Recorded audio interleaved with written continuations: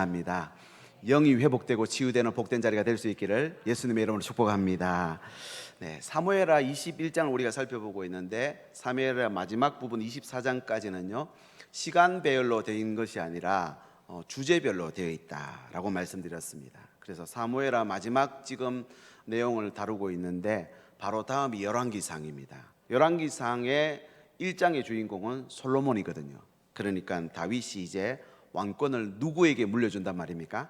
솔로몬 아들에게 물려주기 직전, 내가 지금까지 왕으로서 이렇게 살아왔고 또 이런 마음이고, 이제 네가 받을 이 나라는 일반 나라와 다른 하나님이 다스리는 신정 왕국이다. 어떤 마음과 자세로 이 자리에 임해야 되는지를 당부하는 내용을 담고 있습니다. 다윗은 일생 동안 많은 고생을 했습니다. 별로 잘못하지 않았는데 사울 왕에게 억울하게 10년이 넘는 세월을 쫓겨다녔습니다.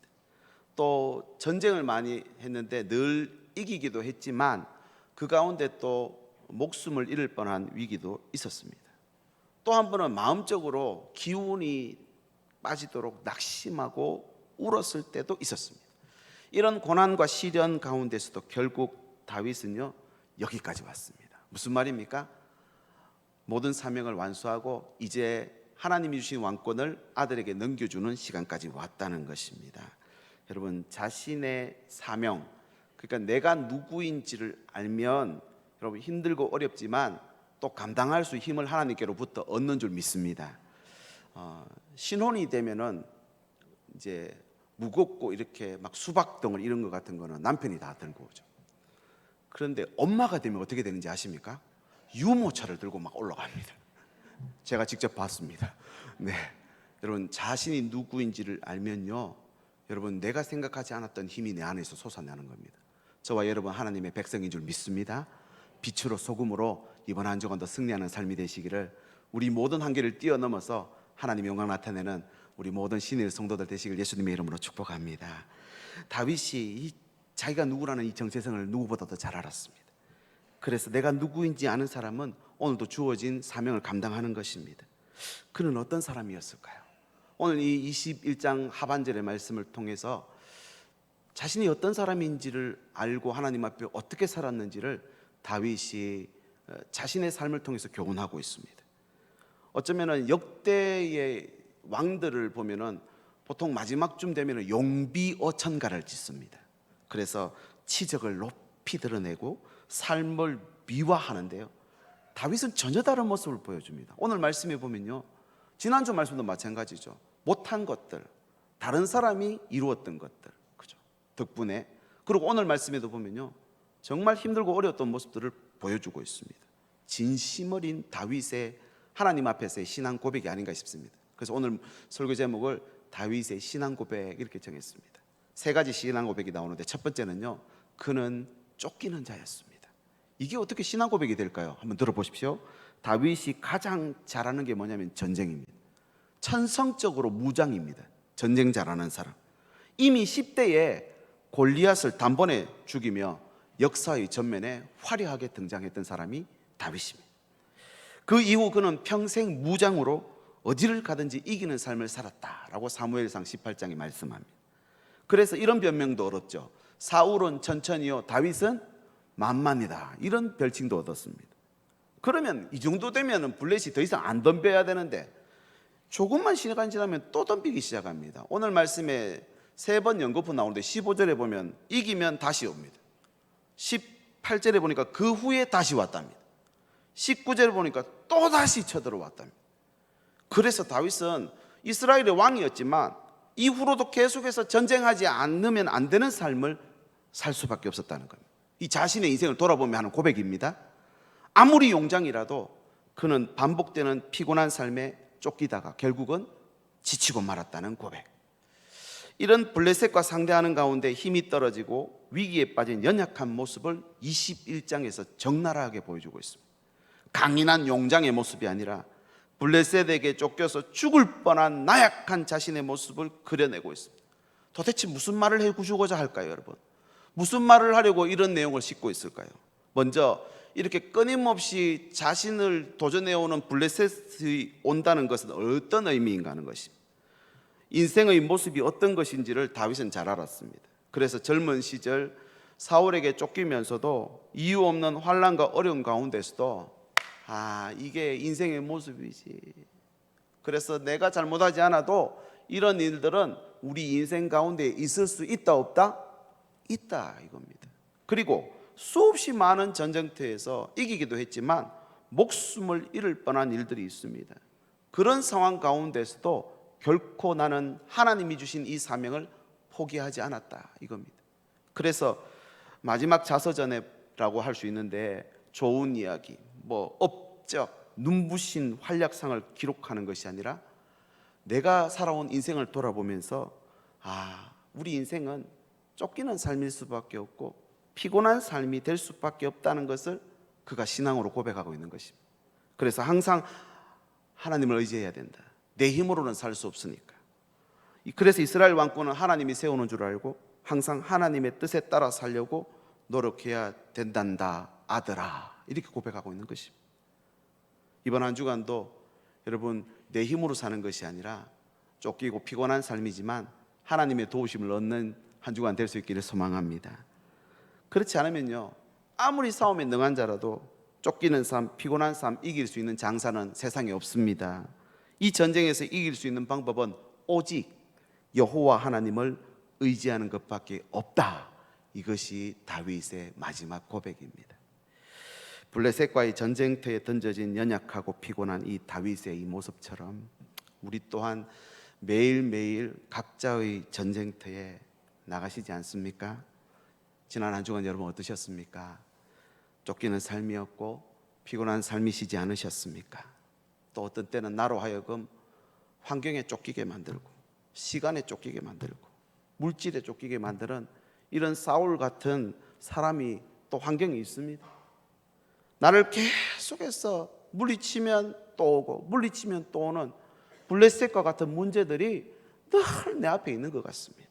그럼에도 포기하고 좌절하는 것은 하나님의 뜻이 아니다.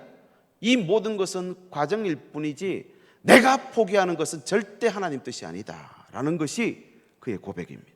살다 보면 아무리 궁리를 해봐도 방법이 없는 문제가 있습니다. 한계에 부딪힐 때가 있다는 것입니다. 대부분 사람들은 이렇게 한계에 딱 부딪힐 때에 기가 꺾이고 낙심해버립니다.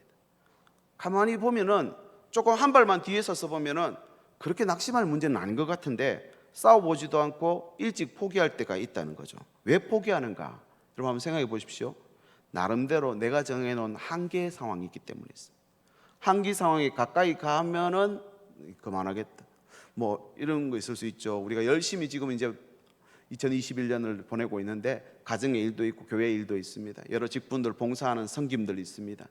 그런데 내 한계쯤 다다를 때쯤 되면요, 미리 내려놓고 싶습니다. 그리고 또 내가 듣기 싫었던 또 결국은 듣고야 말았던 그런 보고야 말았던 그런 결과들을 볼 때 다 내려놓고 싶습니다. 내가 정해놓은 한계점에 이르면 더 이상 아무것도 하기 싫어요. 노력도 하기 싫고 심지어 병치료도 하기가 싫을 때가 있지 않습니까? 아무 도전도 하기 싫은. 왜 그렇습니까? 그 이상 내가 안 가봤거든요. 시간 낭비다. 어차피 안 될 일이다. 아니 더 안 좋아질 것이다. 이런 염려들 때문에 더 나가지 못합니다. 이걸 갖다가 우물안 개구리라고 할 수 있습니다. 우물 안에 딱 갇혀 있으면요, 절대 우물 밖으로 나오지 못하는 거죠. 한계를 뛰어넘을 수 없다는 말입니다. 여러분, 문제 앞에서 내 힘으로 역부족이라는 상황이 올 때에, 한계가 느껴질 때 여러분 결코 포기하거나 낙심하지 마시기를 바랍니다. 이것이 하나님의 뜻입니다. 그것은 세상이 정한 한계고 내가 정해놓은 한계지 절대 그것이 끝이 아니라는 걸 기억하셔야 합니다. 그래서 아인슈타인이라는 분이 이런 말을 했습니다. 문제를 발생시킨 당시의 사고 수준으로는 그 문제를 절대 해결할 수 없다. 무슨 말입니까? 내가 지금 보고 있는 이 프레임을 가지고 그 문제를 보면 절대로 그 문제를 못 뛰어넘습니다. 그럼 이 프레임을 깨야 되죠. 한계를 넘어가야 됩니다. 여러분, 우리보다 더 능력이 많고 하나님의 전능하심이 우리 안에 있다는 사실을 믿으셔야 합니다. 그래서 사람의 열심이 끝날 때에 하나님의 열심이 시작되는 것입니다. 한번 따라 하실까요? 사람의 열심이 끝날 때에 하나님의 열심이 시작됩니다. 이걸 알아야 된다는 거죠. 그런데 오늘도 많은 사람들이 수고하고 땀 흘리는 이유는 무엇입니까? 잠시라도 쉴 여유가 없는 것이 무엇입니까? 내가 정해놓은 한계 상황을 놓고 거기까지 열심히 가는 겁니다. 그런데 거의 한계에 다다르게 되면 내려놔 보는 거죠. 여러분, 믿음은 그런 것이 아닙니다. 한계 상황을 뛰어넘을 수 있는 하나님이 거기 계시고 우리에게 오늘 또 힘을 주시고 능력 주신다는 사실을 믿으셔야 한다는 겁니다. 그러면 뛰어넘을 수 있습니다. 여러분, 믿음이란 무엇일까요? 미래를 보며 현재를 사는 것이 믿음입니다. 믿음의 조상 아브라함도 이 땅에서 나그네의 삶을 살았지만 400년 후를 바라보고 그 막벨라굴을 투자해서 사버립니다. 여기는 하나님이 주신 땅, 우리 땅 지정해버렸습니다. 그때 얻었습니까? 아니요. 400년이나 지난 다음에 하나님이 주셨습니다. 그렇지만 그는 그 400년 후를 보고 현재를 믿음으로 산 것이죠. 여러분, 과거를 보고 오늘을 살아가면요, 과거에 매일 수밖에 없습니다. 추억의 노래들이 있죠. 그 노래만 들으면 그 추억 속에 잠기게 되고 그 과거의 기억들이 나를 딱 얽어맬 때가 있습니다. 현재는 또 어떻습니까? 현재를 보면 믿음이 안 생깁니다. 잘. 왜냐하면 현재의 그 상황에 딱 갇히니까요. 그래서요, 믿음은요, 미래를 보고 행하는 것입니다.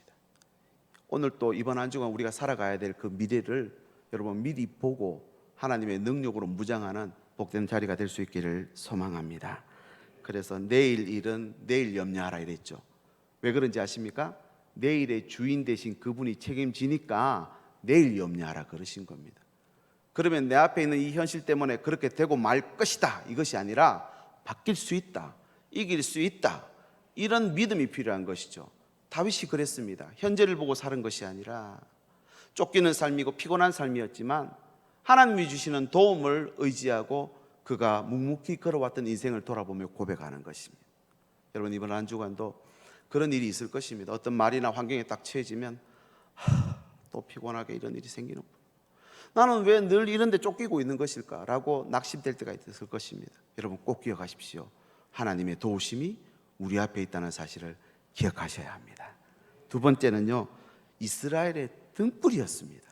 누가요? 다윗 말입니다. 자신이 그렇게 고백합니다. 나 돌아보니까 이스라엘의 등불이었어. 나는. 사무엘하 21장 15절을 보십시오. 블레셋 사람이 다시 이스라엘을 치거늘 다윗이 그의 부하들과 함께 내려가서 블레셋 사람과 싸우더니 다윗이 피곤해졌답니다. 생명의 위협이 닥쳤습니다. 싸우는데 피곤해졌으면 어떡합니까? 죽는 겁니다. 상대방이 날아오는 칼을 맞아서 죽는 것이죠. 그때 스루야의 아들 아비새가 등장해서 그 다윗을 위기로부터 건져냅니다. 이 아비새는 한평생 다윗의 충신이었습니다. 특히 이 아비새의 형은 누구냐면 여러분 잘 아시는 요압입니다.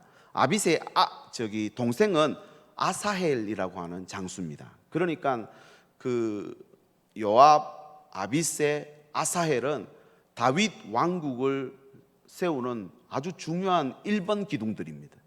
이들이 있었기 때문에 다윗 왕국도 있는 것입니다.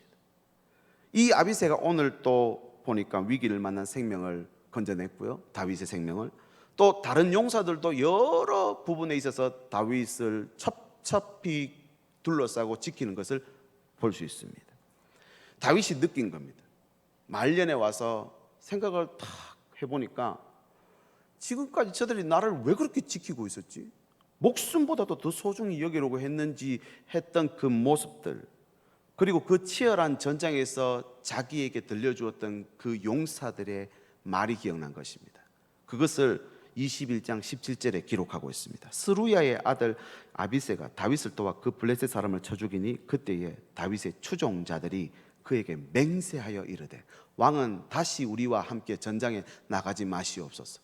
이스라엘의 등불이 꺼지지 말게 하옵소서. 이 고백했던 게 기억난 겁니다.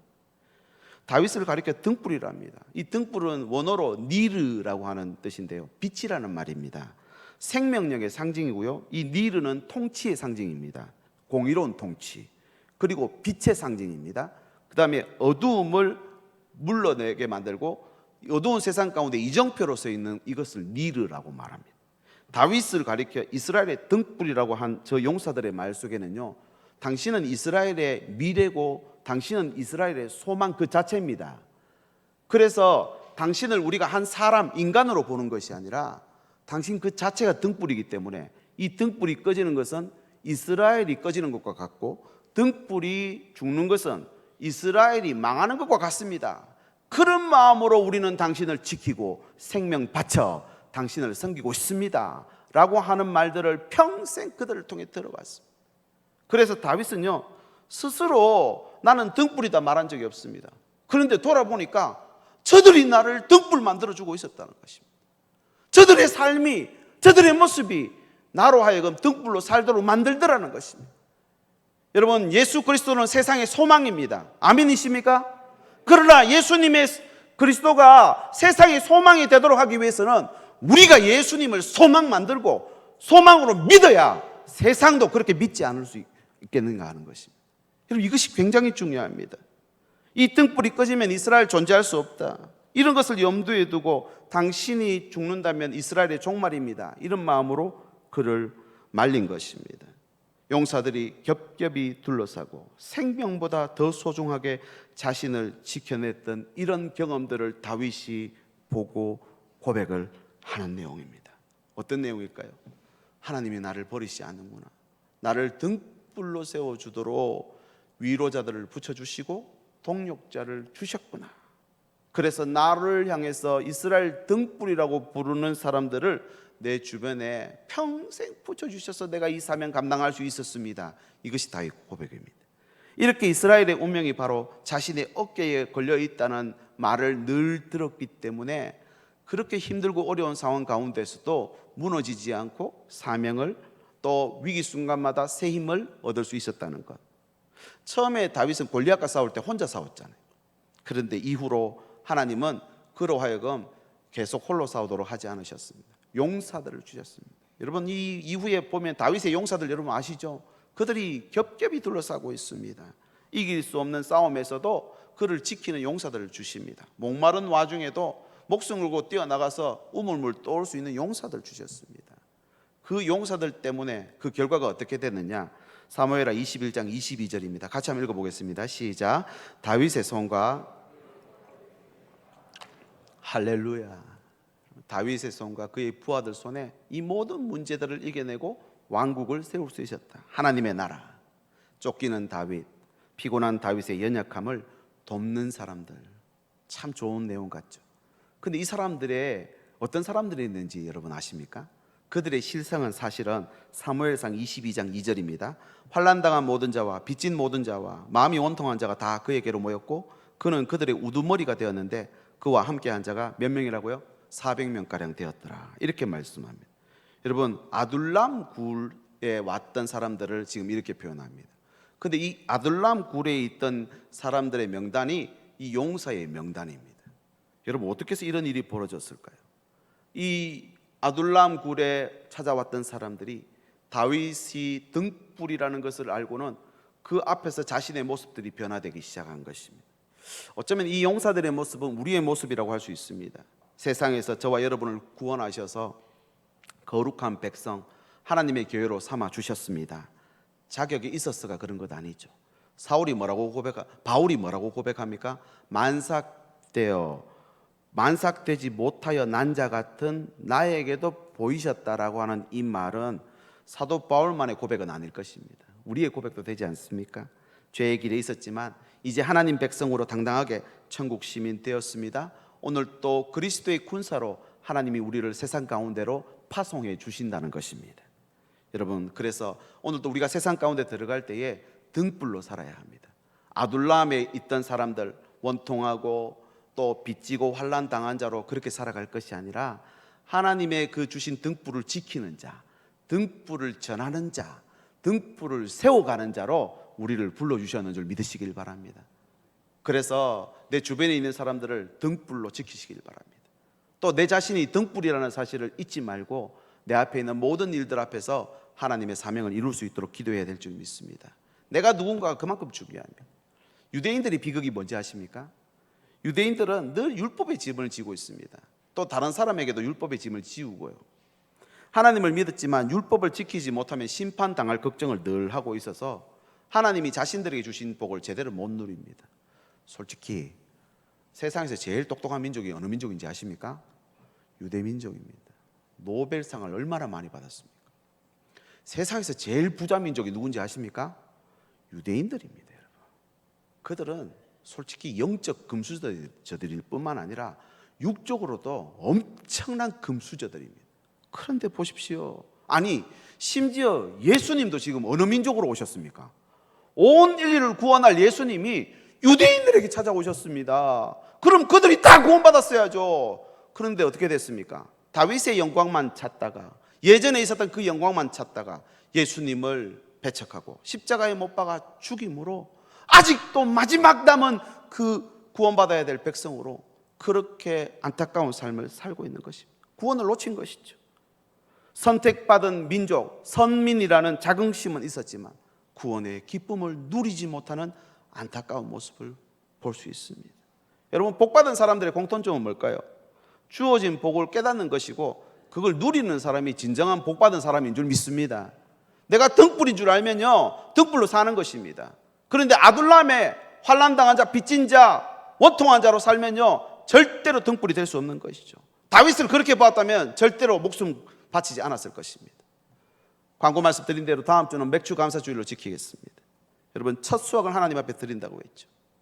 우리가 한 해 동안 지나면서 처음 하나님 앞에 드리는 이 열매들이 결국은 우리가 어떤 마음으로 하나님 앞에 살아왔는지가 가늠될 것입니다. 여러분, 오늘 또 하나님은 우리에게 주신 것들이 많습니다. 우리에게 필요한 것, 부족한 것도 있지만 주신 것이 더 많다는 걸 깨닫게 하기 위해서 우리에게 절기를 주시는 줄 믿습니다. 이 절기는 말씀드린 것처럼 하나님의 때를 말합니다. 그 하나님의 때를 알고 오늘을 살아가는 사람들이 진정한 하나님의 복을 누리는 것입니다. 이것이 등불을 모시고 살았던 용사들의 모습이죠. 매년 3월 20일은 세계 행복의 날이라고 합니다. UN 자문기구에서 각 국가별 행복 지수를 매겨서 순위를 발표하는데 우리나라가 2021년에 몇인 줄 아십니까? 61위랍니다. 61위. 경제력은 세계에서 몇 위쯤 됩니까? 10위권이라 하잖아요. 선진국이라 합니다. 앞뒤가 안 맞죠. 심지어 우리 어떤 사람들은 우리나라를 이렇게 표현하기도 합니다. 헬 조선 들어보셨습니까? 지옥이랍니다. 우리가 안에서 느끼는 것은 지옥인 것 같은데 바깥에서 다른 민족이 우리 민족을 보는 눈은 전혀 다르다는 거 여러분 아시지요? 하나님 나라도 마찬가지입니다. 저와 여러분이 지금 하나님 나라 안에 들어와 있습니다. 아멘이십니까? 그렇다면 이 복을 누리셔야죠. 우리는 이미 천국 시민이 되었습니다. 내가 원하고 바라는 것 되지 않더라도 오늘 밤에 잠들고 하나님께서 나를 부르시면 천국에서 눈 뜨는 것입니다. 그러면 영원한 하나님 나라에서 여러분 그 놀라운 영광을 누리며 사는 천국 시민이라는 사실을 잊으면 안 된다는 것입니다. 그 천국 시민이라는 것, 내가 세상을 비추는 빛이라는 것을 알고 살아가면 여러분 용사로 살아가는 것입니다. 다윗을 지켰던 용사들처럼 말입니다. 그래서 다윗이 그 용사들의 모습을 보고 이렇게 고백합니다. 나 스스로 내가 등불이 된 것이 아니다. 나의 동력자들이 나를 등불로 만들어준 것이다. 이것이 다윗의 고백입니다. 여러분, 오늘 저와 여러분의 고백이 이런 고백이 될 수 있기를 소망합니다. 진정한 그리스도인은 세상의 가치에 흔들리지 않습니다. 세상 기준에 미혹되지 않습니다. 내가 얼마나 가졌는가에 따라 순위를 매기지 않습니다. 그리스도인은 예수 안에 구원받고 영생 받았기 때문에 그 감격 때문만으로도 여러분 행복하고 즐거워해야 하는 줄 믿습니다. 그래서 지금 내가 못 가진 것 때문에, 지금 어려운 형편 때문에 여러분 절대 낙심하지 마십시오. 이 모든 일들은 지나갈 것입니다. 하나님 우리에게 주신 것은 어느 것과도 비교할 수 없는 것들입니다. 우리나라, 대한민국, 하나님이 우리에게 주신 거잖아요. 우리가 의지로 여기 태어나셨습니까? 아니죠. 교회도 마찬가지고 가정도 마찬가지입니다. 심지어 우리에게 주신 건강도 마찬가지고 내게 주신 생각이나 지혜도 마찬가지입니다. 하나님이 주신 것을 깨닫고 그걸 누리면 여러분 그 사명을 이루며 사는 것입니다. 그걸 알지 못하고 자꾸만 다른 걸 쫓아가다 보면 서두에 말씀드린 대로 쫓기는 자가 되고 결국은 피곤한 인생이 되고 만다는 것입니다.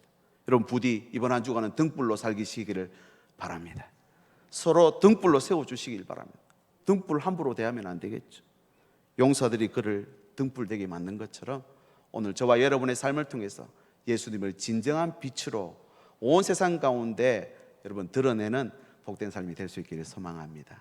마지막 세 번째는요, 그는 기름 부음 받은 자였습니다. 기름 부음 받은 자. 다윗이 받은 이스라엘의 왕권은 자신의 힘으로 얻은 것 아니다라는 걸 압니다. 용사들이 다윗을 가리켜 이스라엘의 등불이라고 한 것은, 지금 다윗이 이런 고백이죠. 내가 받은 이 왕권은 내 능력 힘으로 얻은 것이 아니다. 그렇다고 사울 왕가로부터 물려받은 것도 아니다. 하나님의 작전과 계획 때문에 내게 기름 부으신 것이다 라는 고백입니다. 사실은 사무엘이 기름 뿔병을 가지고 이새의 집에 찾아왔을 때 설마 다윗에게 기름 부어지리라고 여러분 알았겠습니까? 식구들도 아무도 몰랐고 다윗도 몰랐고 심지어 그 기름 뿔병을 들고 갔던 사무엘도 알았습니까? 몰랐습니까? 몰랐어요. 이것은 오직 하나님의 주권으로 그 위에 기름이 부어진 것입니다. 기름 붓고 나니 일어났던 일이 뭡니까? 여호와의 신이 크게 그를 감동하니라. 그날 이후로 하나님의 마음에 합한 자로 그가 사명을 이루는 낮은 자리에 있든 높은 자리에 있든 쫓기는 삶이건 아니면 왕권을 가진 최고의 자리에 있건 그는 늘 하나님의 사명을 이루는 자가 되었는데, 그 모든 이유가 무엇 때문이냐? 기름 부음 받은 것 때문이라고 다윗이 고백하고 있다는 것입니다. 여러분, 약관 30세에 이스라엘의 왕이 되었습니다. 헤브론에서 7년 6개월, 이 온 이스라엘의 왕으로 33년, 총 40년 그렇게 하나님 앞에 살았습니다. 사도행전 13장 22절에 내가 이새의 아들 다윗을 만나니 내 마음에 맞는 사람이라 내 뜻을 다 이루리라. 이것이 다윗을 향한 하나님의 결론입니다. 뭐 때문에요? 기름 부음 받은 것 때문에. 그의 삶에 비록 오점이 있습니다. 큰 오점이 있었죠. 죽을 뻔한 적도 있습니다. 하나님의 죄를 지어서. 심지어 아들의 반역이 일어났죠. 그리고 그들을 따라오며 시므이는 엄청난 욕을 퍼부었고요. 또 믿었던 무비보셋이나 또 시바라고 하는 종은 속이기도 합니다. 배신당하죠. 지역주의라고 하는 장벽에도 부딪힙니다. 결국은 나중에 남북으로 분열되고 말았죠.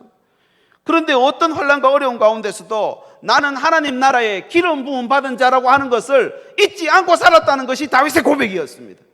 여러분, 저와 여러분 하나님이 기름 부음 받은 자로 이 땅 가운데 세우셨는 줄 믿으시길 바랍니다. 내가 그것을 믿고 하나님의 뜻대로 살면 하나님이 우리로 하여금 사명 이루도록 만들어 주시는 줄 믿습니다. 내가 자격이 있어서 그런 것이 아니고 힘이 있어서 그런 게 아니라는 거죠. 하나님께로부터 받은 이 조국 이스라엘 왕국을 하나님의 뜻대로 통치함으로 그 백성이 그 다스림 안에 행복을 누리도록 만들고자 하는 하나님 나라의 국가관을 다윗은 늘 갖고 이렇게 여기까지 사명을 이루며 살아왔다는 것입니다. 이런 신념이 여러분 수천 년이 지난 지금도 이스라엘 백성들의 신념이 되었습니다. 이스라엘의 국기가 뭡니까 여러분? 다윗의 별입니다 여러분. 다윗의 그 국가관이 그대로 묻어져 있습니다. 어떤 국가관요? 하나님이 기름 부어 세운 왕이다 이겁니다. 우리나라와 민족은 하나님이 기름 부어 세운 민족이다. 이것이 그 이스라엘 백성들의 정체성입니다. 마찬가지로 예수 믿는 저와 여러분들 하나님이 기름 부어 세운 하나님의 백성이라는 이 정체성을 잊지 않는다면 사명을 이룰 수 있게 되는 줄 믿습니다. 여러분, 그러면 이 다윗이 뭐라고 자신을 표현하는지 사무엘하 23장 1절 말씀이 이렇게 말합니다. 이는 다윗의 마지막 말이라. 유언이라는 말이죠. 중요할까요? 안 중요할까요? 엄청 중요한 마지막 자신의 삶의 결론을 말합니다. 뭐라고 표현하는지 보십시오. 이새의 아들 다윗이 말하며 높이 세워진 자, 높아진 자가 아닙니다.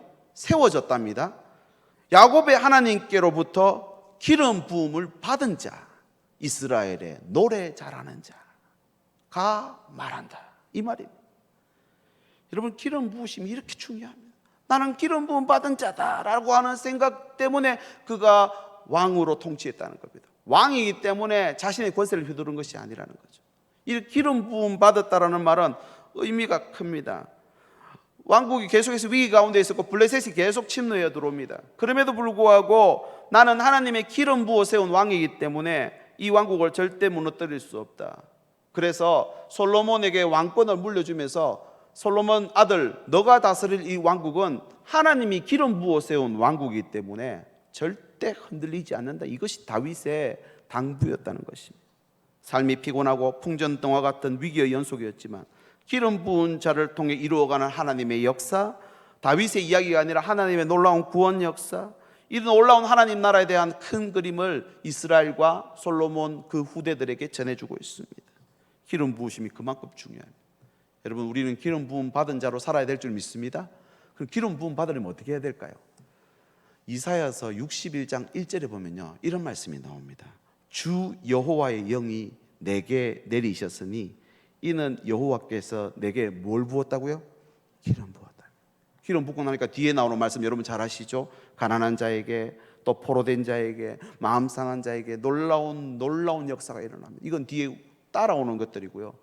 여러분, 주의 영이 임하면 기름 부어집니다. 오늘 우리말로 바꿔보겠습니다. 성령의 기름 부으심 받으면 이번 한 주간 사명 이룰 수 있는 줄 믿으시길 바랍니다.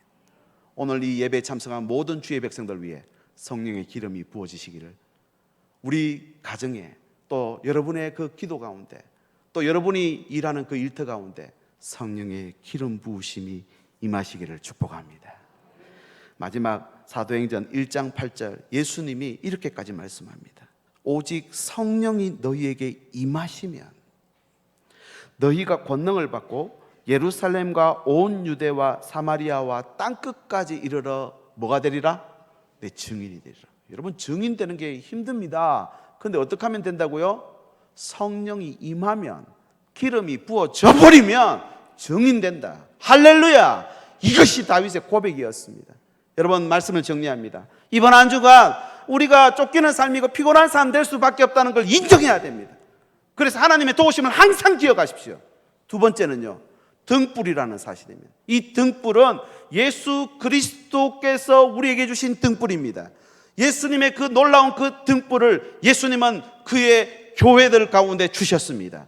오늘도 우리는 교회가 되어서 세상을 비추는 등불로 세워졌다는 사실을 잊지 마시길 바랍니다. 그렇게 살아내는 거 쉽지 않습니다. 그러나 기름 부음 받은 자는 살아냅니다. 어떻게 기름 부음 받습니까? 성령의 기름이 우리 가운데 부어지면 된다는 사실, 여러분 오늘도 믿고 이번 한 주간 승리하는 삶이 될 수 있길 예수님의 이름으로 축복합니다. 함께 기도하겠습니다. 하나님